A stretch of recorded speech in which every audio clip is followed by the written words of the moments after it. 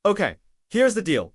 Romans 5:19 is a game changer. For as by one man's disobedience, many were made sinners, so by the obedience of one shall many be made righteous. That one man who messed it up for all of us, Adam, but the one who fixed it, Jesus.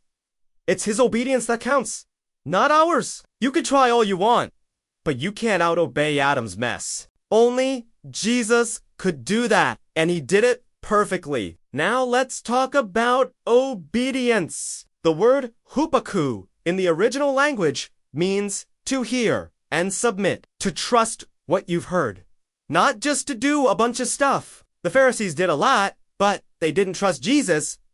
They missed the whole point. Obedience isn't about racking up good deeds. It's about trusting the one who is truly obedient for you. So what happens if you mess up after being saved? Welcome to the club! Proverbs 24:2-16 says, For a just man faileth 7 times and riseth up again.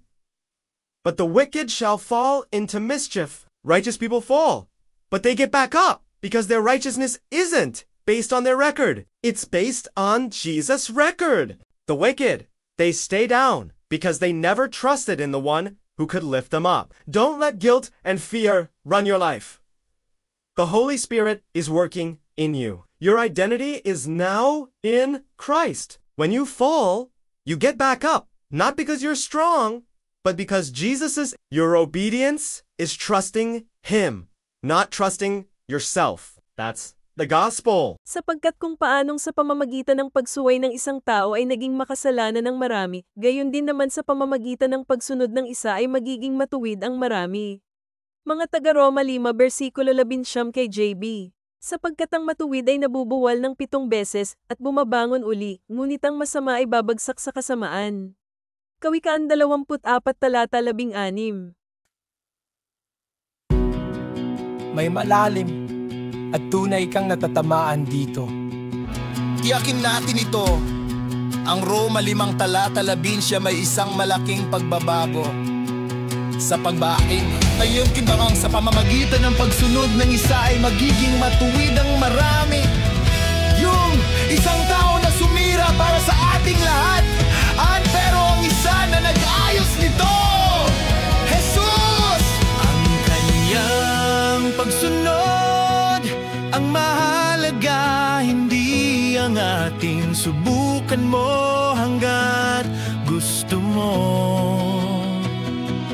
Pero hindi mo kayang malampasan ang gulo ni Adan. Si Jesus lang ang makakagawa niyan at ginawa.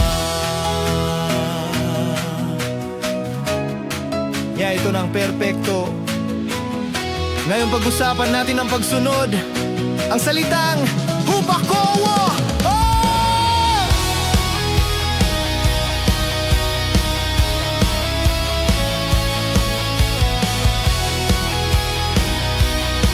Sa orihinal na wika ay nangangahulugang makinig at sumunod.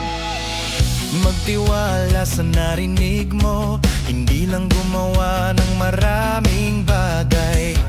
Maraming ginawa ang mga Pariseyo, pero hindi sila nagtiwala kay Jesus. Hindi nila naintindihan ang buong punto. Ang pagsunod ay hindi tungkol sa pag-ipon ng mabubuting gawa. Ito ay tungkol sa pagtitiwala sa isa na tunay na sumunod para sa iyo.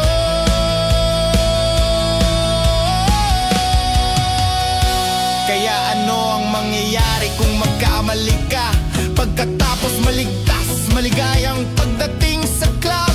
Sinasabi sa Kawikaan 24 talata 16. Sapagkat ang matuwid ay nabubuwal 7 beses at bumabangon uli, ngunit ang masama ay mabubuwal sa kasamaan. Ang mga matuwid ay nagkakamali, ngunit bumabangon sila muli. Bakit? Dahil ang kanilang katuwiran ay hindi nakabatay sa kanilang nakabata ito sa talaan ni Jesus. Ang masasama, nanatili silang nakalugmok dahil hindi sila kailanman nagtiwala sa isa na kayang magangat sa kanila. Huwag mong hayaang kontrolin ng pagkasala at tot ang iyong buhay. Ang banal na espiritu ay gumagawa sa iyo, at ang iyong pagkakakilanlan ay nasa kay Kristo na ngayon. Kapag nadapa ka, babangon ka ulit, hindi dahil malakas ka, kundi dahil si Jesus ay malakas. Ang iyong pagsunod ay pagtitiwala sa Kanya, hindi sa iyong sarili. Yan ang ebanghelyo.